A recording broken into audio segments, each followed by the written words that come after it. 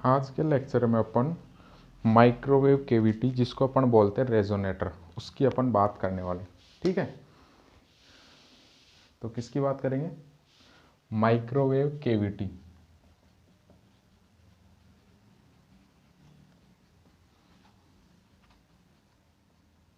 और उसी का नाम होता है रेजोनेटर।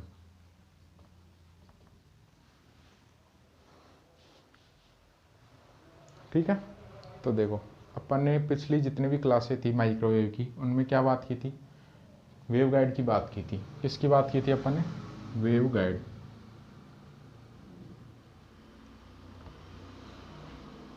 वेव गाइड क्या होती है? एक रेक्टेंगुलर बॉक्स होता है मेटेलिक ट्यूब का, जो क्या होता है, एक साइड से ओपन रहता है। जैसे एक्स वाई प्लेन में तो एक क्लोज है, ये एक्स हो गया, मान लो ये वाई हो गया, इसमें तो ये क्लोज है इधर से और इधर से, तो नीचे यानी टॉप बॉटम और साइड वॉल, और जो बैक और फ्रंट है ये इसका ओपन रहता है। इसका मतलब ये क्या काम करता है? पावर को एक पॉइंट से दूसरे पॉइंट तक ट्रांसमिट करने के काम करता है। लेकिन यही बात मैं किसकी करूँ? रेजोनेटर की। तो रेजोनेटर क्या काम करता है?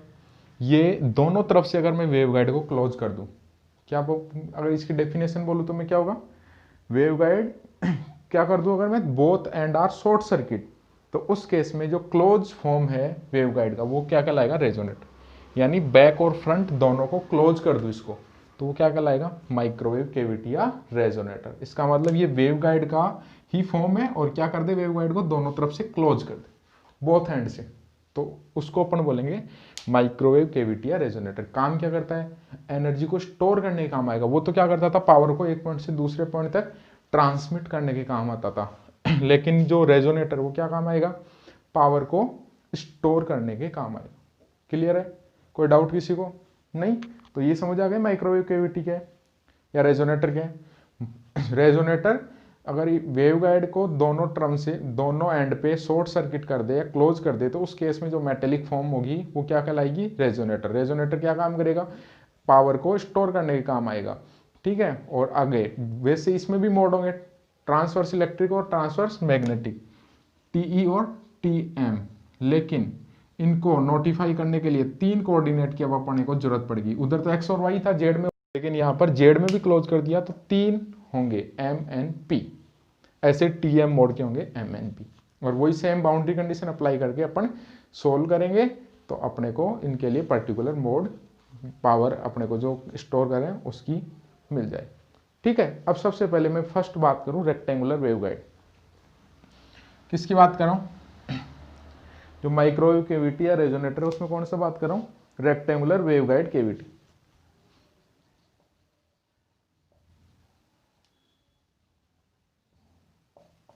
इसका कौन सा टाइप है? रेक्टेंगुलर। इसका मतलब जो अपन ने रेक्टेंगुलर वेव गाइड ली थी,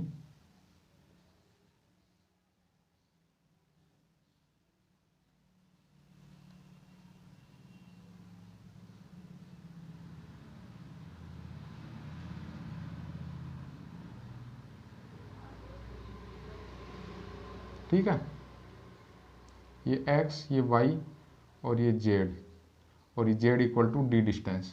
ठीक है, ये a b जो भी आप मानना चाहो। जो पहले आपने मानी थी x इक्वल टू a थी ये, और ये y इक्वल टू b थी। ये अपना दोनों तरफ से बोथ साइड से मैंने इसको क्लोज करा दिया, तो ये रेक्टेंगुलर क्या बन गया? केविटी या रेजोनेटर। अब आपको पता है दो डायरेक्शन में तो वेव फंक्शन होंगे एक्स और वाई में, तो जो आपने टी मोड और टी एम मोड के लिए पढ़े थे, ई जेड के लिए। लेकिन अब जेड डायरेक्शन में क्लोज कर दिया, तो अपने को एक ऐसा फंक्शन चाहिए जो जेड डायरेक्शन में बाउंड्री कंडीशन को सोल्व करे। और ऐसे फंक्शन के लिए आप जानते हो बाउंड्री कंडीशन क्या बोलती है कि जो tangential component of electric field, tangential component of electric field, किसका? Tangential component of electric field और normal component of magnetic field. Normal component of magnetic field must be vanish at metal wall, या metal की wall पे ये क्या हो जानी चाहिए? वेनिस हो जानी चाहिए। तो इस केस में अपने को एक हार्मोनिक फंक्शन चूज करना पड़ेगा जो इस कंडीशन को क्या करे? सेटिस्फाई करे। तो सबसे पहले मैं टीई मोड के लिए बात करूं, जेड डायरेक्शन में एक ऐसा फंक्शन अपने को चूज करना पड़ेगा, तो अपन डायरेक्टली चूज करेंगे जो इस कंडीशन को सेटिस्फाई करे। तो सबसे पहले मैं किसकी बात करता हूँ, TEMNP।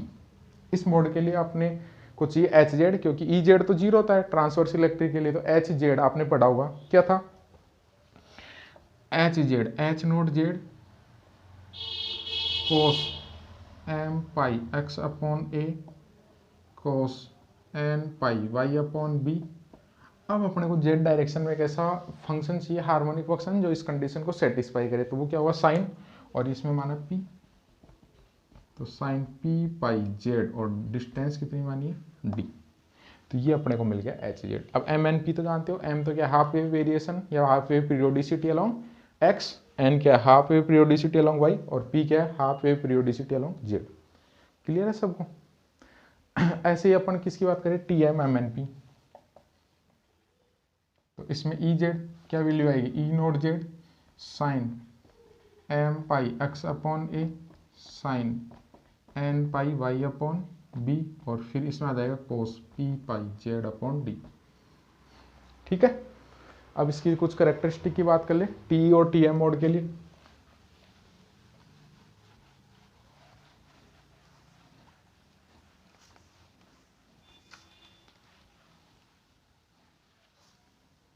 तो देखो इसमें जो के स्क्वायर होगा वो क्या हो जाएगा, एम पाई बाई ए का whole square plus n pi by b का whole square plus p pi upon d का होल स्क्वायर।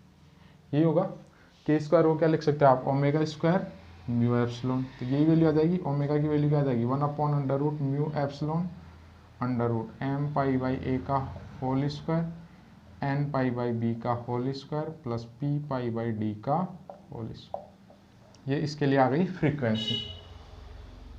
ठीक है, रेजोनेंस फ्रीक्वेंसी जिसपे मैक्सिमम पावर को स्टोर करे। अब कट ऑफ वेवलेंथ निकाल सकते हैं, लेमड़ा 2 पाई बाई के क्या होता है 2 पाई बाई लेमड़ा, तो लेमड़ा क्या हो जाएगा 2 पाई बाई के ये रहा, तो 2 पाई अपॉन रूट में अगर ये वैल्यू मैं पुट कर दूं एम पाई बाई ए का whole square n pi by b का whole square plus p pi upon d का होल स्क्वायर, ये आ गया लेमड़ा। ठीक है। अब देखो इसमें मैं अपने को डोमिनेंट मोड की बात करनी है, किसकी बात करनी है, डोमिनेंट मोड।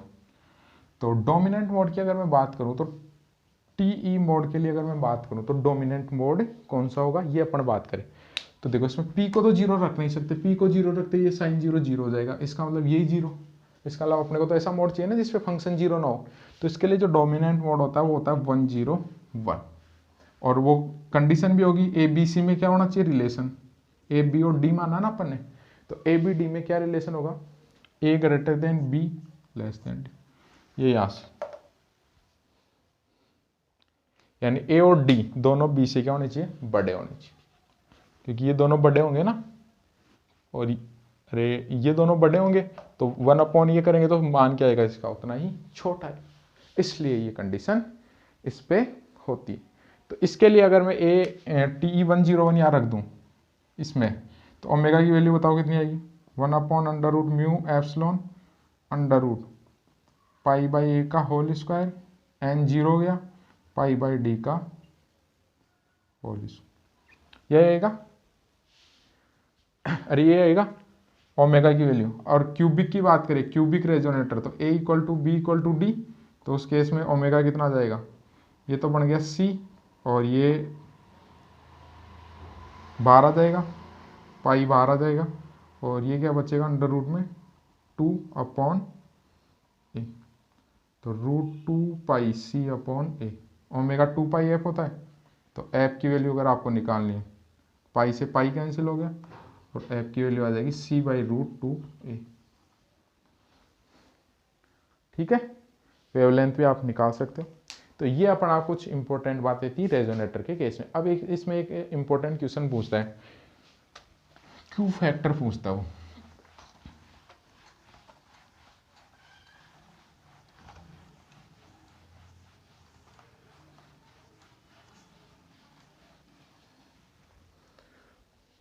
कई बार वो पूछ लेते हैं क्यू फैक्टर और केवीटी रेजोनेटर।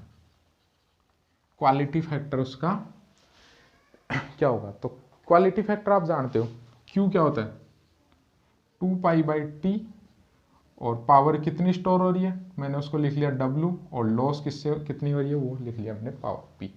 स्टोर बटे लॉस, ये क्वालिटी फैक्टर होता है एक साइकिल के लिए।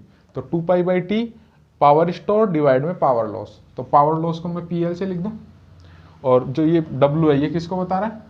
Store power.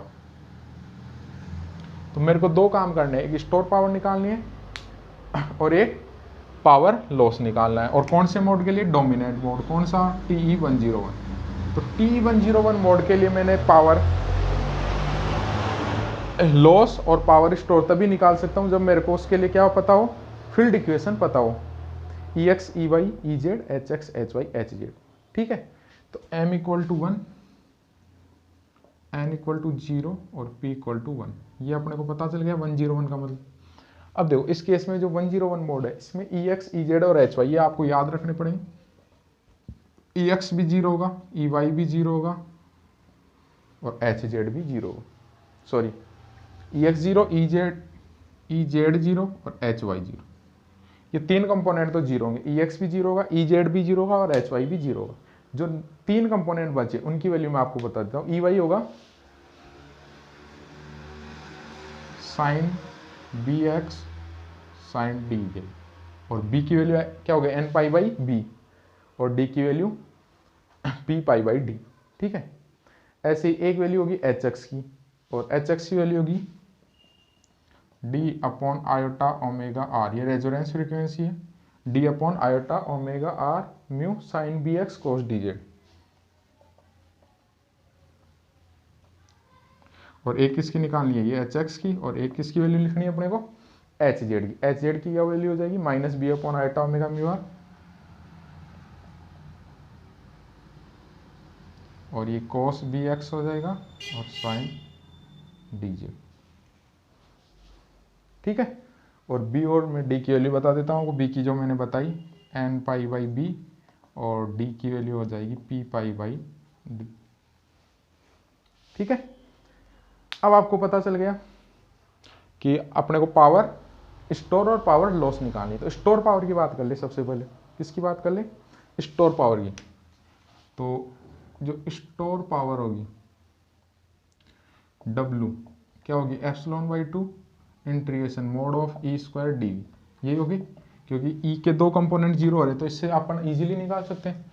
तो क्या निकाल सकता हूँ मैं? ε/2 triple integration 0 to A 0 to B 0 to D mod of EX², mod of EY², mod of EZ²। E और EZ 0 हो गए तो मैं डायरेक्टली लिख सकता हूँ EY का mod square DX DY DZ।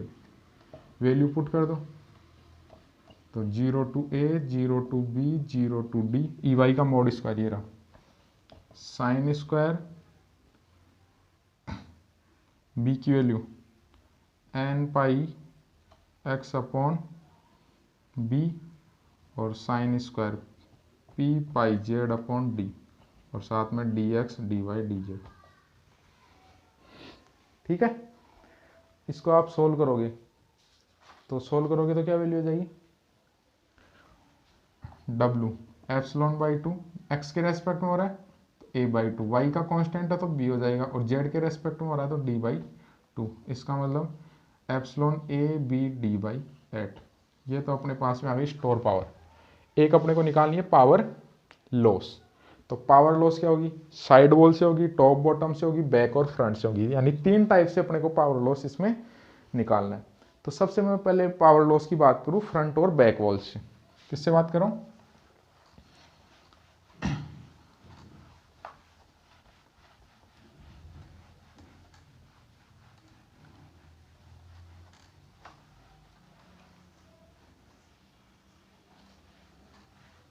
ये अपने को जरूरत पड़ेगी इसलिए मैं लिख देता हूं इनको। सबसे पहले अपन पावर लॉस किसकी बात कर रहे हैं?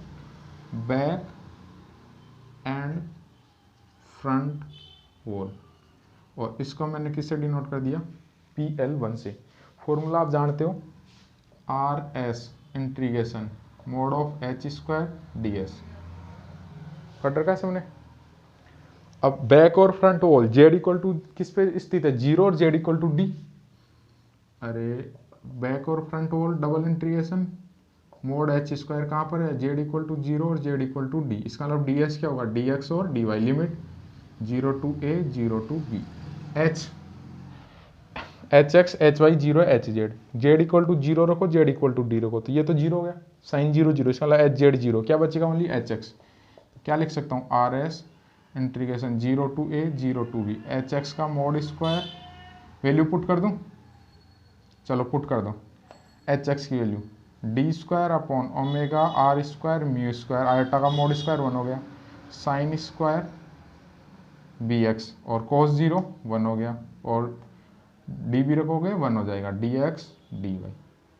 इसका मतलब पी एल वन कितनी वैल्यू आ जाएगी, R S D square omega are square mu square, X के रेस्पेक्ट में हो रहा है तो एक्स क्या हो जाएगा a/2 और y का b। क्लियर है, अरे क्लियर है ना, d की वैल्यू पुट कर दो, तो R S omega square mu square P square pi square d square ab/2। ये किसकी वैल्यू आ गई,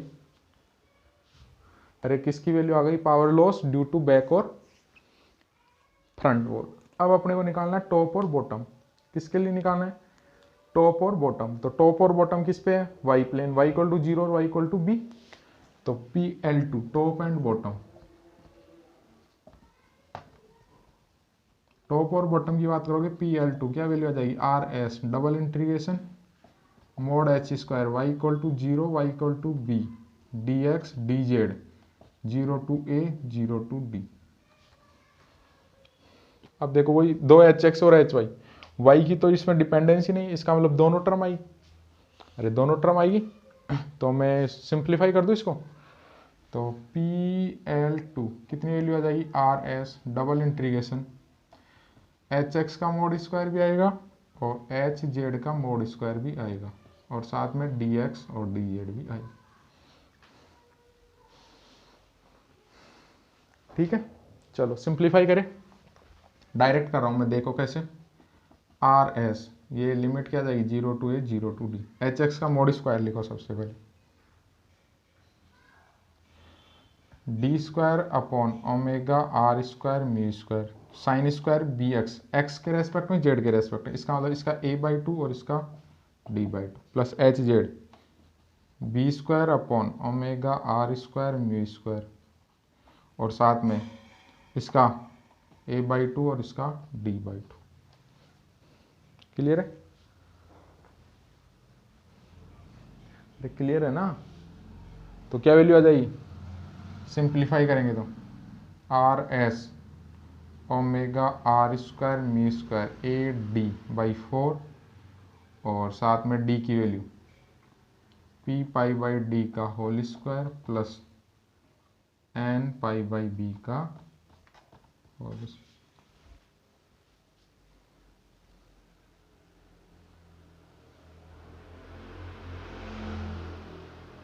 बी की वैल्यू क्या थी,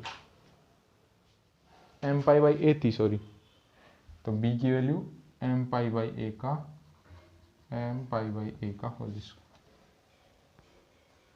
क्लियर, अब अपने पास में एक और वैल्यू बची है, और वो वैल्यू कौन सी है, देखो टॉप बॉटम हो गया, बैक फ्रंट हो गया, तो साइड वॉल की वजह से,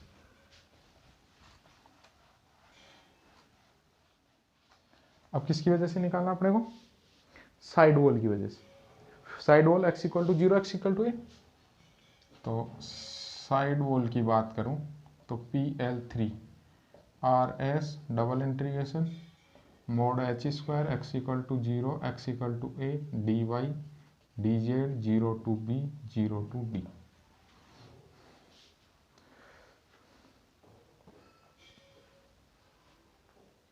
ठीक है,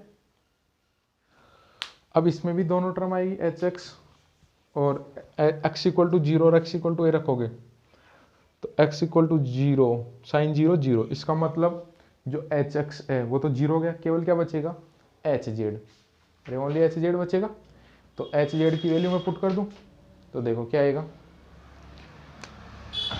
आर एस केवल एच जेड बचेगा तो क्या आएगा, B square omega are square mu square, और किस किस के रेस्पेक्ट में, एक्स के रेस्पेक्ट में कोस 0 1 हो जाएगा, तो ये तो गई sine square D Z, Z के रेस्पेक्ट में होगा तो वाई का तो हो गया बी और जेड का हो गया d/2। क्लियर है, अरे क्लियर है ना।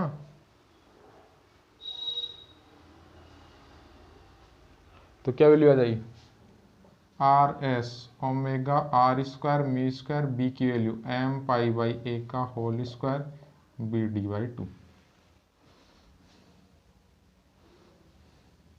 क्लियर, चलो टोटल जोड़ ले, तो इन तीनों को जोड़ दो आप, तो P L total power loss, सबसे फर्स्ट एरी R S omega are square mu square common आ जाएगा, p square pi square d square a b/2 plus a d/4 p square pi square upon d square plus m square pi square upon a square, और plus m square pi square upon a square plus multiply b d/2। अब सबको मिटा दूँ,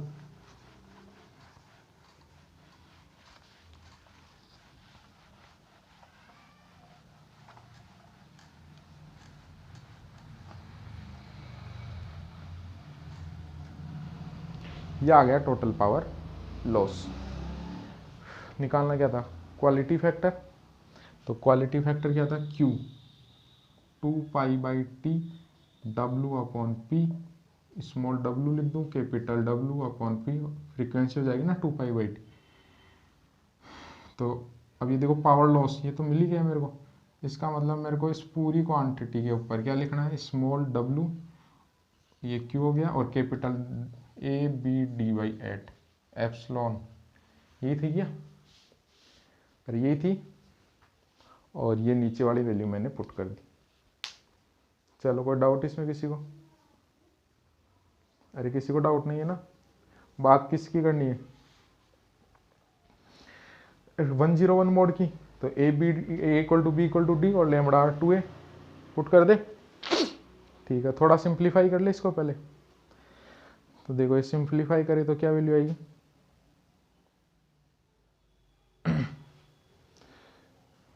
चलो थोड़ा simplify कर लेते हैं, ये omega are square mu epsilon, तो जो omega are square mu epsilon, इसकी वैल्यू क्या होती है, 2π/λ का होल स्क्वायर, ये होती है ना 2π/λ के स्क्वायर, के क्या होता है 2π/λ का स्क्वायर, यही होता है। तो पुट कर दूं मैं, देखो ओमेगा आर स्क्वायर ये यहाँ ऊपर चला जाएगा, क्या लिख सकता हूँ इसको, omega are square, mu square को म्यू इंटू म्यू, इसका मतलब omega are square mu epsilon, इन सब की जगह क्या लिख सकता हूँ, 4π square R S lambda r लिख सकता हूँ क्या, अरे लिख सकता हूँ, तो क्या वैल्यू आ जाएगी बताओ,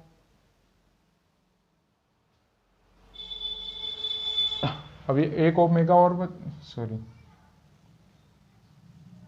तो 4 दूनी 8 हो जाएगा, तो ये तो 2 बच गया ना सीधा ही, तो ये मैंने लिख दिया यहाँ 2। अब बताओ कोई डाउट किसी को, अरे कोई डाउट नहीं है, पक्का। चलो अब अपने को किसके लिए सोल्व करना है, देखो थोड़ा सा और इसको सिंप्लीफाई कर ले, ये जो फ्रीक्वेंसी है ओमेगा आर, रेजोनेंस फ्रीक्वेंसी के लिए मैं बात करूं तो ये ओमेगा आर रेजोनेंस फ्रीक्वेंसी के केस में, और रेजोनेंस फ्रीक्वेंसी के केस में यहाँ से इसकी कितनी वैल्यू आ जाएगी ओमेगा आर की, बताओ ओमेगा आर की वैल्यू बताओ यहाँ से, 1/√μ एप्सिलॉन और 2π/λ आर, इसका मतलब ये तो लेमड़ा आर तो नीचे आ गया और ये लेमड़ा आर का क्यूब बन गया, ठीक है, और ये पाई क्यूब बन गया और 2 से 2 कैंसिल हो गया और 1 अपॉन ये बच गया रूट म्यू एप्सिलॉन।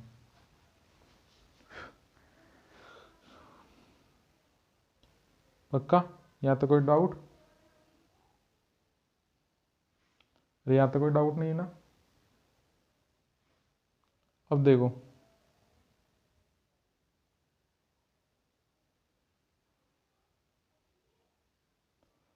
ये इसको मैं लिख सकता हूँ म्यू और ये म्यू, तो इसकी जो कंप्लीट वैल्यू हो गई वो कितनी हो गई नीटा, तो पाई नीटा ए बी डी। नीटा क्या होता है रूट म्यू बाई एप्सिलॉन, तो इसकी कंप्लीट वैल्यू क्या होगी pi eta a b d upon lambda cube R S. अब अपने को लिखना है a equal to b equal to d. चलो सिंप्लीफाई कर लो, ये तो हो गया a cube a square a square a square a square, ये ए स्क्वायर कैंसिल, ये गए दोनों बाहर, ये इससे कैंसिल, तो क्यू की वैल्यू क्या गई pi eta a cube R S lambda r cube, और टी ई 101 के लिए मोड करना क्यूबिक और टी इक्वल टू 101, तो लेमडा आर इक्वल टू हो जाएगा रूट 2a और p इक्वल टू 1 m,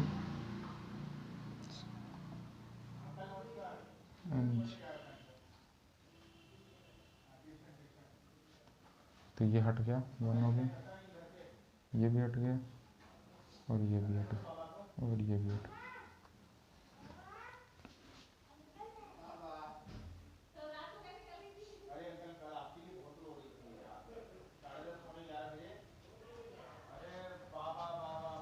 तो अब मैं वैल्यू पुट कर देता हूँ क्योंकि pi eta a cube R S 2 root 2 a cube pi square by 2 plus pi square by 2 pi square by 2,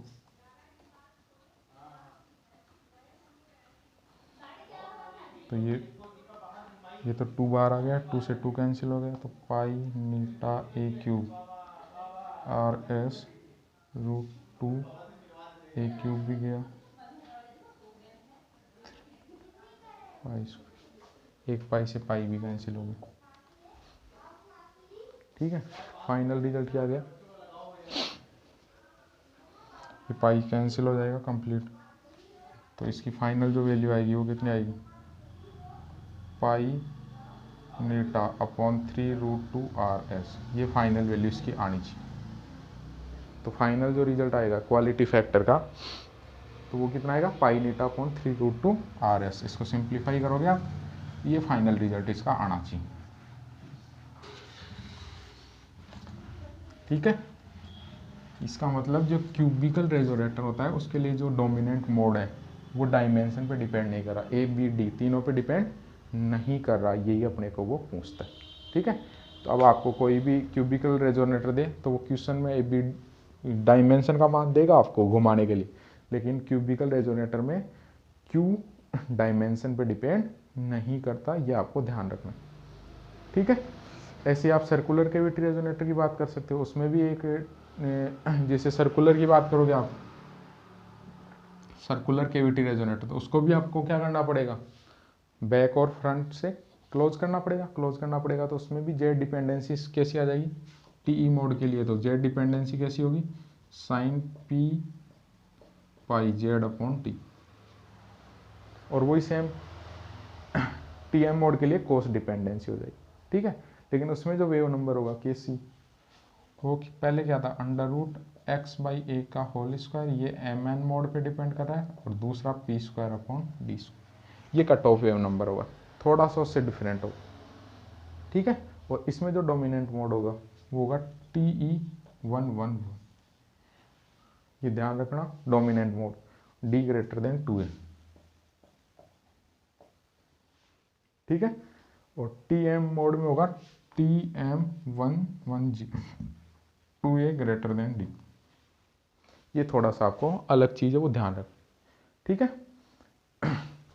तो ये अपना रेजोनेटर लगभग ऑलमोस्ट कंप्लीट है, ये आप सब चीज़ें ध्यान रखोगे। फिर नेक्स्ट अपन अब बात करेंगे, नेक्स्ट अच्छा टॉपिक है और बहुत बार पूछा भी गया, फेराइट, वो अपन नेक्स्ट टर्न पे बात करें।